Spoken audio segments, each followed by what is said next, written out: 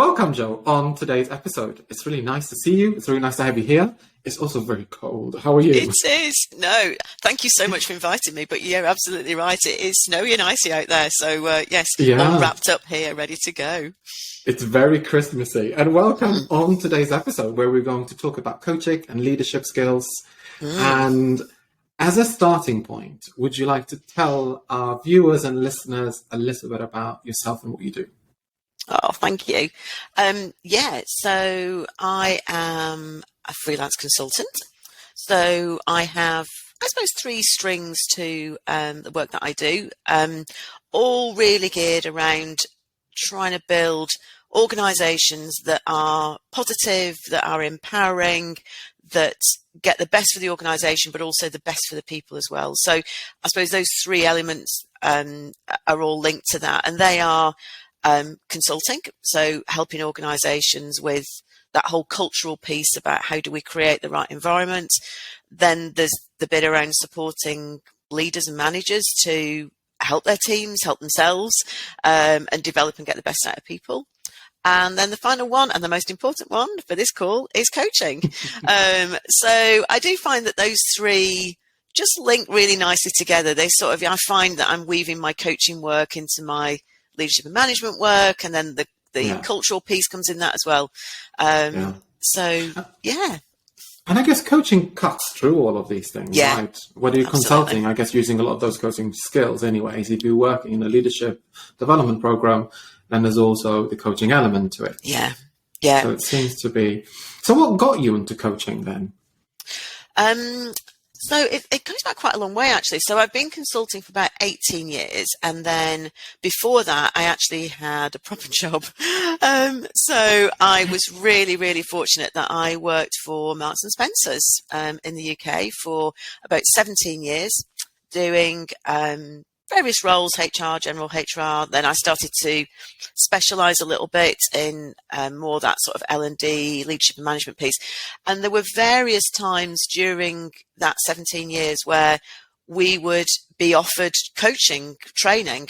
So whether that was to deliver coaching for others or to help us as leaders and managers to be coaches as well. So it started probably, that's really painful thinking about the time. So that's probably going back sort of 25 years, an initial intro to coaching. And then as I've developed and gone freelance, I've just continued to hone that. I now got my qualification. I'm accredited with ICF, got my ACC, just recently renewed that. Thank you to Josie for helping me with that. Well done. Yeah. So, keeping that CPD and those skills, topped up and maintained, that's important. So yeah, it goes back quite a long way, my coaching story. But tell us a bit more. I mean, what are the links between leadership skills and coaching skills, do you think? Yeah, and I think, it's a really good question, because I think you go back to a certain extent around what's the role of a leader, right? And I think if you get back to that point, then I think that helps with making that connection. So for me, a leader has primarily got two roles. One is around steering the ship. So if we take that whole, ship analogy, as David Marquet and submarines, etc. But, they're there to steer the ship, set some direction, probably the one doing the horizon scanning, looks what's coming forward. But then the other piece is around your role as a leader is to really develop and get the best out of your people, not in a sense of like, oh, what can we get out of these people for the organisation, but to really grow and develop the talent and the potential that you've got in the organisation. Because if you've got that, if you've got clear direction, and then you've got amazing people, and you have helped to grow, develop and support those people, it's very simple, doesn't it? But what could possibly go wrong? There's not, you've just nailed everything then. And I just think sometimes, I'm sure we'll come on to this, but I just think leaders they just exhaust themselves sometimes. I think trying to do too much, trying to do everything, rather than actually releasing the potential of the people within the organisation. And I mean, Liz Wiseman talks a lot about this in her book Multipliers, which is a great book.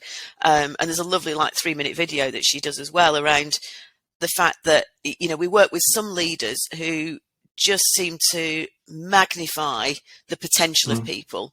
They just, because of the way that they work with those people and develop and grow them, they maximize, they almost double their brain size, I think is the way that she describes it. And then you've got other managers and leaders who just seem to squash that potential. And I think coaching really plays into that space of unlocking the ideas, the curiosity, the confidence building, all of that. I just think there's such a close connection between the two. What was interesting to me as you were exploring this is the fact that it sounds simple, right? But actually it can be very difficult. Like on paper, building trust, you can go on a training workshop and you talk about trust and building trust, but actually that is very different to doing it in person with your team, to really allow your team to trust you and you to trust them. Yeah. It's not as easy as just talking about, trust your people. And perhaps that's where coaching skills become really useful, because they kind of are a conduit to doing some of the things that perhaps are slightly trickier.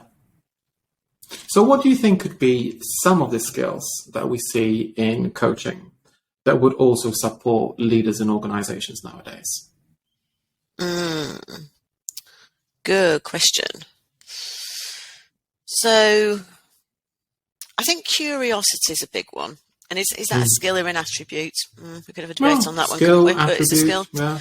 Behavior, we don't mind. Yeah, let's put it on the basket. So I think curiosity is a big one, around being curious around what other people are thinking, what ideas might be out there, a belief system that you haven't got all the ideas, I think is another one as well from a leader's point of view. Active listening. I mean, how often do we talk about active listening in all aspects of leadership, about really listen to people? And again, the pace of work is so high that we think we're listening, but actually we're either listening to respond or we're just listening to move on to the next thing.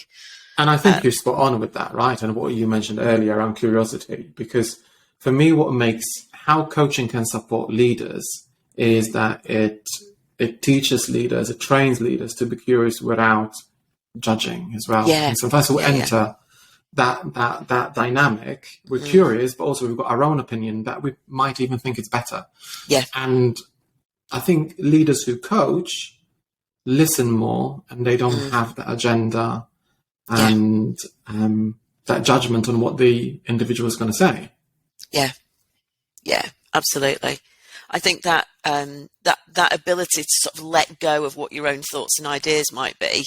And I think there's a difference here between if there's a right and a wrong way of doing something, and, there's governance or legislation or regulation, then, again, coaching doesn't play into every scenario in every situation. It's a tool in your toolkit and in your kit bag to be able to use.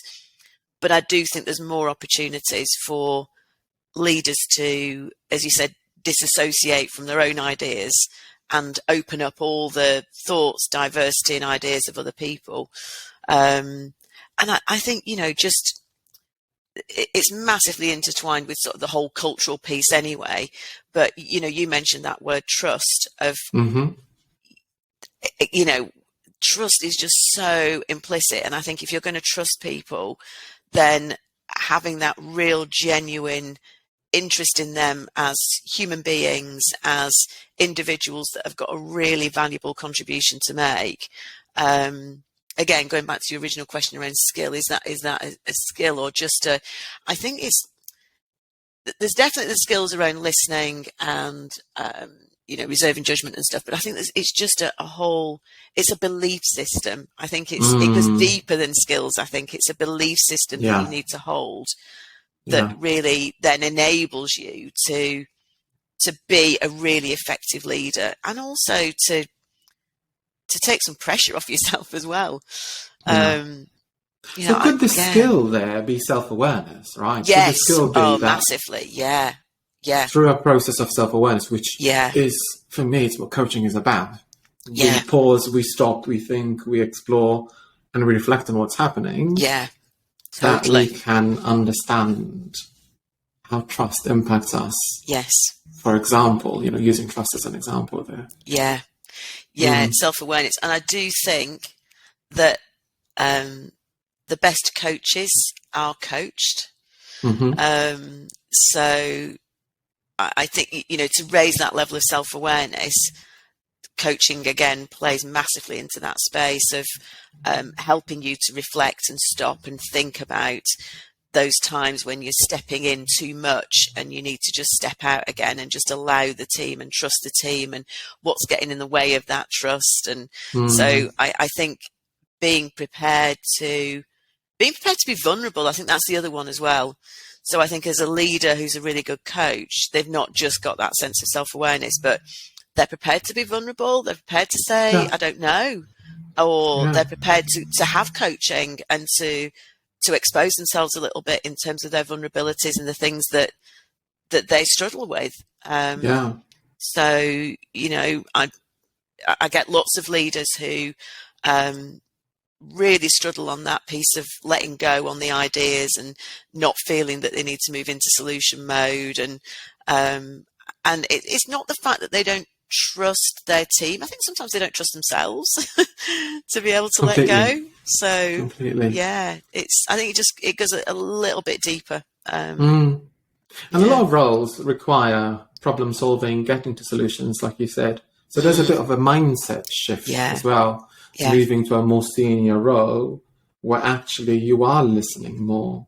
You are, your role isn't to constantly provide solutions, because as you said earlier, like the multipliers example, you're doing that. What you're essentially creating are employees, people who, you're numbing down because you're constantly telling them what to do. You're constantly providing solutions. You're not allowing them to come up with their own ideas. Yeah. There's also an element here around mentoring, right? A lot of leaders mentor as well. Coaching skills or behaviors, whichever way, attributes, they link in. Like great mentors are also great coaches. They know how, they might not coach, but they know how to coach and use that in their mentoring sessions. Yeah. And I think being able to segue between those two, between mentoring and coaching, is a real skill. So the other way I sometimes look about this as well is that leaders and managers are, again, doing two things. They are building competence in people and confidence in people. So, and you've got to have the two together, because clearly confidence without competence is scary, because people are going to be rushing off and doing things that they're not really skilled to do. But if you develop competence in people, but no confidence or low confidence, then they're the ones that are going to be coming running to you all the time going, I know you've been through this 4 times, but could you just explain it again? Or I'm just not sure, or could you make this decision for me? And so I think if you think about those two pockets as well, which is a little bit like situational leadership, but in a slightly different concept. But if you're building competence, I think that mentoring really plays into that space. So, here's some experience. You can learn from some of the things that I've done. Here's what I might do in your scenario, and sort of doing that. Whereas if it's confidence, that's when you can sort of do that segue into the like, okay, so you and I both know that you know this stuff now. What's going on here that's meaning that you don't feel that you can then take that ownership piece? So there's definitely a lovely continuum there. But I think sometimes leaders can sort of convince themselves that maybe it's not the right moment to do some coaching, so I still need to do some mentoring. And it's that moment and recognizing that time when you can start shifting to say, we've been through this. Let's move more into a coaching space now. Because it's easier, right, to, in a way, do mentoring and just tell somebody what to do, or just give them the solution. It's, and from a short-term point of view, it can seem like an easy fix, but then it starts causing issues longer term. Yeah. Your team relying so much on you that, they suck up too much of your time, etc. Yeah. And I think as well, I was reflecting on this the other day when I was talking to a leader, and it's the biggest issue, I would say, from all the coaching that I do with leaders. Whenever we do coaching practice, or they're having a reflection on some of their conversations they're having with their team, it's this urgency to give the solution, to give the answer, and to problem solve. And I think it does stem from, I don't know, probably hundreds of years, if we go back to, where leadership and management have come from, that the role of a leader and manager was there to solve problems.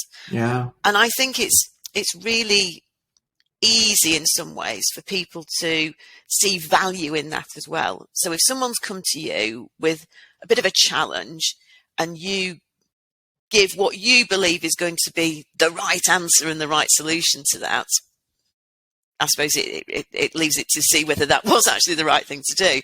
But you feel like you've added value. They came to me with a problem, and I have been able to help them to solve that problem. And I think it's easy to see that some value that you've added. And I think it's then recognizing the fact that asking questions, getting people to do their own thinking, getting them to find those solutions for themselves is actually adding more value. And as you've just pointed out, there's a time frame thing here, isn't there? Because maybe that's not going to happen in the same time frame of that 10-minute conversation that you could have had in the sort of old world of giving solutions. So yeah, I think it's helping leaders and managers to recognize that they can add value in a different way. Yeah. And it's the same with coaches, to be fair, right? I think when we work with new coaches, there is this urge of giving answers because we want to be helpful. And at times, when people sometimes ask me, like on the training program, so why don't we give the answer? I mean, there's many reasons for that. But one of the things that, stays with me is the idea that actually, by giving the answer, we are dehumanizing the other person. We're actually saying, look, I've got the answers. You listen to what I'm telling you because I know better. And a lot of the times they are the ones who know, the most about their life, the best, what could be the better thing to do in that situation. And plus, if we keep on entering and kind of going into this dynamic where we give the answer, the individual listens, does whatever we say, it's actually quite harmful as well, because we're limiting their development. Of course, it could be it could be the wrong advice as well. But ultimately, and it's the same in leaders, right? In leaders, if leaders are constantly giving answers and constantly problem solving, they're going to encounter the same challenges that coaches would then encounter if they're being very directive in their approach. Yep. And I just see so many leaders that will have that again. A couple of weeks ago I was having the same conversation, and this person was saying, oh God, I'm just exhausted. I'm having to think for myself and my own work that I'm doing, and I'm having to do all the thinking for the team as well, and it's just exhausting, and I'm burnt out. And again, that sort of stepping back and going, okay, let's just have a look at where some of that root cause might be to get you out of this vicious cycle that you're currently stuck in. And I'm not saying that coaching was the only thing that wasn't happening in that team. There was other things that were at play as well. But it was definitely, you could see this sort of dependency. I think that's the word. The team are very dependent on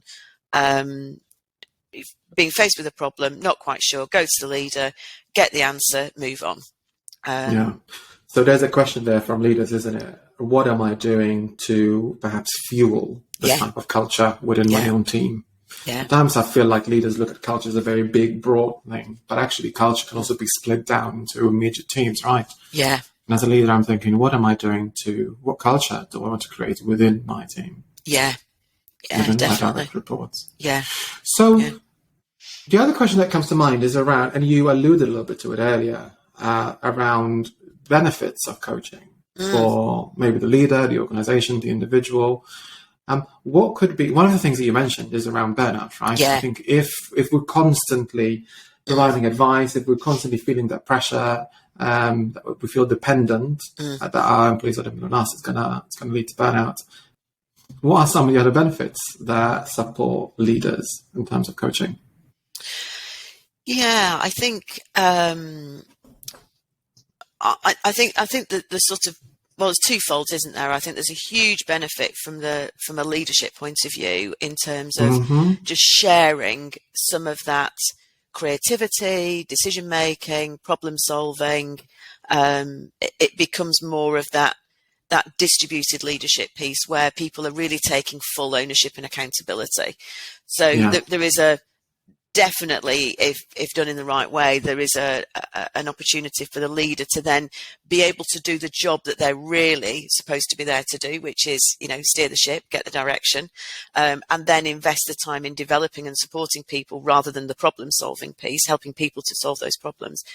But I think then you've got a massive benefit for the organization in that people are going to be more creative, they're going to be more autonomous, they're going to be thinking things through themselves, so that the speed and efficiency, the way that which, I mean, let's face it, everything seems to have sped up about 150 miles an hour in the last 20 years. Everything is just working so much quicker. So if you're in an organization where you need pace and efficiency and stuff getting done quickly, then it's all going to speed that up. Because again, if you've got people coming to you all the time to solve problems, you're only one person. So you're going to end up potentially, maybe not all the time, but certainly some of the time being a blocker and a bottleneck to that, because you can't get to it all.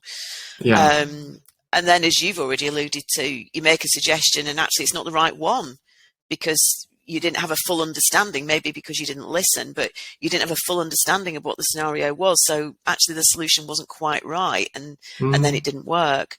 So I think there's a whole pace and efficiency there. And then ultimately, and the thing I suppose I'm most interested in is you're actually going to grow and develop those people as well, which means if you're thinking of succession planning or, who are your next team leaders and middle managers, or where else in the organization could you use these talents and unlocking people's talents as well, so making sure they're in the best place for the work that they're doing as well. So I think all of that is also going to be a massive help to individual growth and development as well. So I think there's a win-win-win. Well, and as you were saying that, I was reflecting on my own experience when I was managing bigger teams, and when I was using much more of a coaching approach. One of the things that it freed up a lot of my time. Which is the kind of what's in it for me, quite selfishly. That was that helped me because I remember a funny story when I was the head of L&D for this organization. And one of the directors, called me into a meeting, and she said to me, she said, I've noticed, and the sales team have noticed that your team always leaves on time. And I said, great. She said, but the sales team, they're always staying a bit later. So the feeling that you're not as engaged, I'm like, whoa, wait a minute. Like the fact that the team is meeting their objectives, they're actually happier, they've got better work-life balance, should be seen as something to kind of celebrate rather than numb down. But it's fascinating, right? Like how culturally that was seen as, in a way, not being engaged, but actually it was the opposite. And that's the discussion that we had around, we met our goals. And I remember saying to her, so are you happy with what we're doing? She's like, yes. Like, it's all great. So it's interesting, right? Like once you start trusting people, once you start coaching more, instead of telling people what to do, then things get simpler and everything becomes more efficient, like you said. Absolutely. Yeah, and I share the same story, similar story when I was in M&S. The best team that I had there, we were managed by this amazing woman. And we used to, get together once a week. We'd talk about what we got on our plate, and then we were left to get on with it. And if we ever had any challenges, she would absolutely coach us all the way through it. And we were always seen as like, that team over there, they always look like they get so much done, but they always look like they're having so much fun at the same time. It was like, and everybody was like, I want to be part of that team. And so it was seen as somewhere that people wanted to go. It definitely works. So we're saying there's benefits from an engagement point of view, productivity point of view, right? Better relationships as well with team members. I think that was the best team that I worked in. Yeah. Because we really trusted each other as well. Yeah. What can, however, stop people? Because I think a lot of the times people know these are all buzzwords that I use, right? Yeah. Oh, coaching helps engagement, productivity, etc. Mm. But for some reason, it doesn't sink in. Like there's some actual practical stumbling blocks. I think the one that we mentioned earlier, thinking about this from a short-term point of view, I'd rather quickly have this conversation rather than invest long-term. What could be some of the blocks that stop leaders from adopting more of a coaching style, you think? I think time's definitely one, although I'm going to be really challenging now. I think sometimes we use that as a bit of an excuse because, as you and I know, you can have a great coaching conversation in 10 minutes. By switching from tell to ask and just asking a few questions and some prompts and curiosity, that doesn't need to happen in a big hour and a half coaching session. So it's looking for what I describe as coaching moments. So I absolutely agree with you though, that I think there is a belief that, we've not got much time and, deadlines approaching. I'll just tell them because that's what's needed at this moment in time. And I'm not saying sometimes that will absolutely be the case. It's just really questioning yourself as whether it's always the case.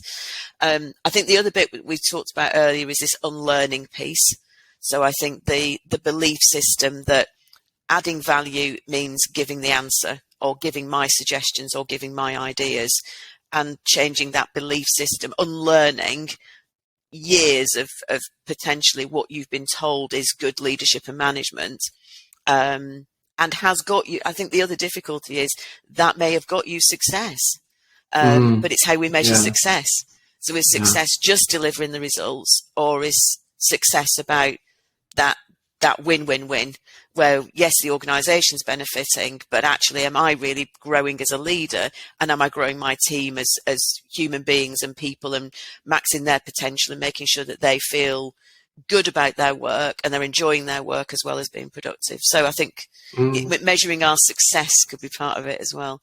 And interestingly with that, measuring, when it comes to measurement, sometimes leaders might not know what they're really measuring because there is still such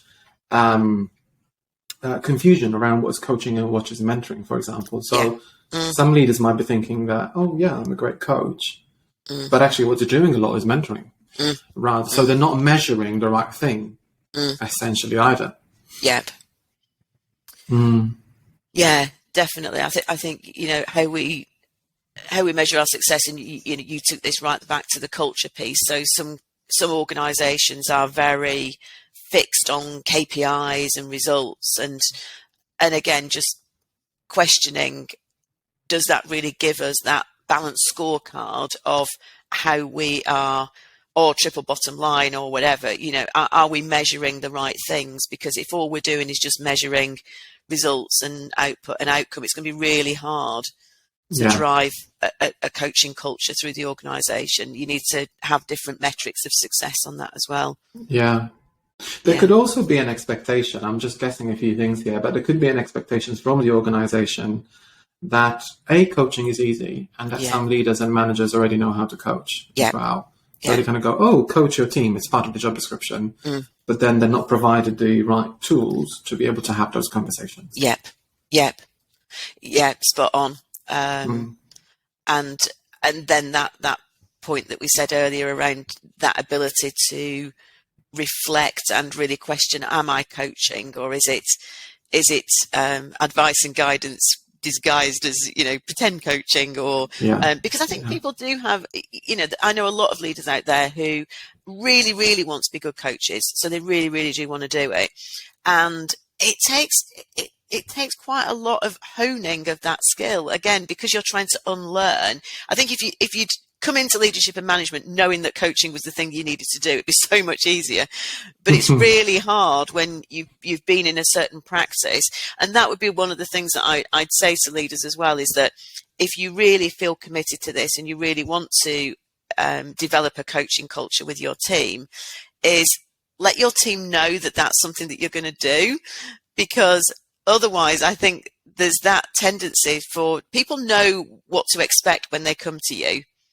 So if they're used to coming to you and you giving the answer. I hear you now. And I think that's what happens as well when people go on training courses. Yes. They go on a training course about coaching skills and they go back into their organization. Yep. And they start using coaching skills and the employee goes, what's wrong with you? Like, you've all gone weird now. Yeah, you've all gone weird. This is like, what's going on here?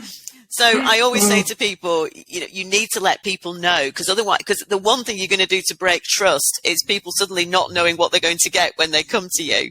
So I think you need to be really open with your team to say, hey, I've been doing some reflecting and I've been thinking about, the way that I lead and manage you. And, I've recognized that maybe sometimes I feed too many answers, whatever your words and language are that, feels appropriate for you, but let them know that this might be something that you do. Yeah, and then completely. At least they can sort of go, oh, right. Oh, I see what you're doing now. But that's why you're asking me all these questions. Yeah. But equally, I think, again, it comes back to there needs to be a right moment, because if it is literally, where do I find the file for something, or where do I find whatever?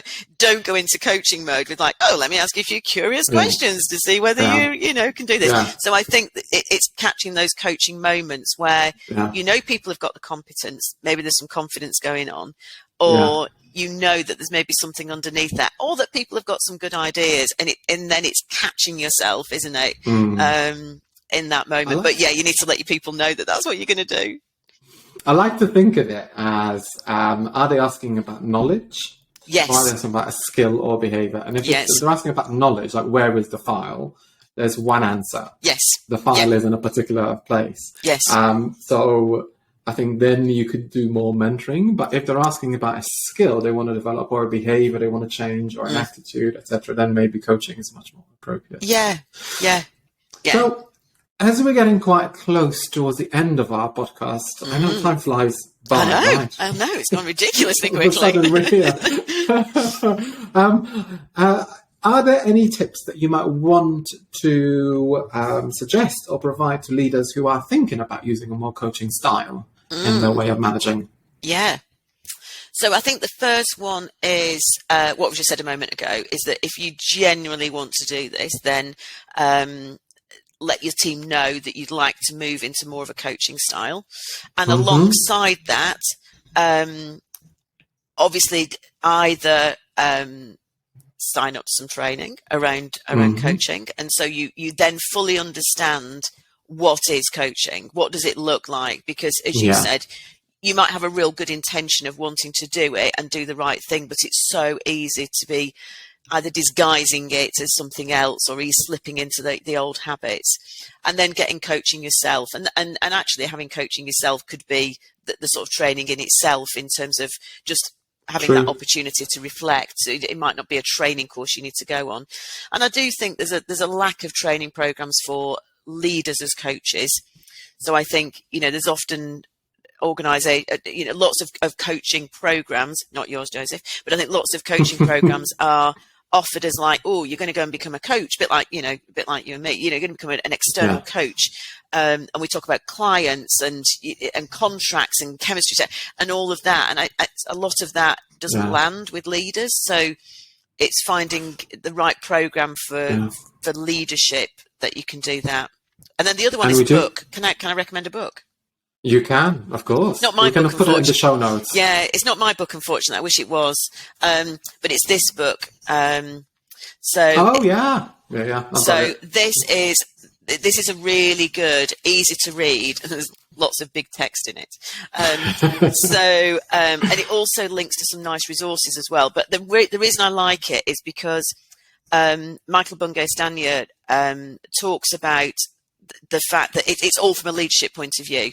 So it's not written as a, client chemistry session language. And he literally has these 7 or 8 key questions that as a leader, if you just ask these questions more, rather than just go to like, oh, I've got the answer, and that little advice chimp pops out, sort of go, it's a bit like Alien, where it just pops out and it's like, oh, before you know it, you've given advice and suggestions, and you don't want to do that. So it just gives you these really stop, think, and then you've got some questions, and that then just takes you down a different conversation. It's like shortcuts, isn't it? Yeah. Coaching conversation, like to kind of. So that would be my top tip: is tell your team, get some training and development, and read that book. Sounds good. And we do have a Coaching Skills for Leaders program as well. So a little plug-in. Excellent. Yeah, go for it. That's what I said. Doesn't include you. But yeah, I don't think there's enough of those around. Not that we want them, because we want them all to come to you, Josie. But yeah, I think then it needs to be tailored, because otherwise there's too much of that. It doesn't feel relevant stuff in there. You're right. Otherwise it becomes more about, kind of contracting for coaching and whole hour and a half coaching sessions right now. Sometimes it's just about how do I, and it could be just as quick as a day course, right? Literally just basics of coaching. Learn just some structure. And then if you find yourself that is useful, you could go on a more intensive course in coaching skills. But at times all it takes is about a day just to get you going. Absolutely. Just with the key principles. Amazing. Amazing. Thank you so much, Jo. Thank you for the opportunity to talk about my little passion of leaders as coaches. So, yes, thank you for 20 minutes of indulging. It's very nice.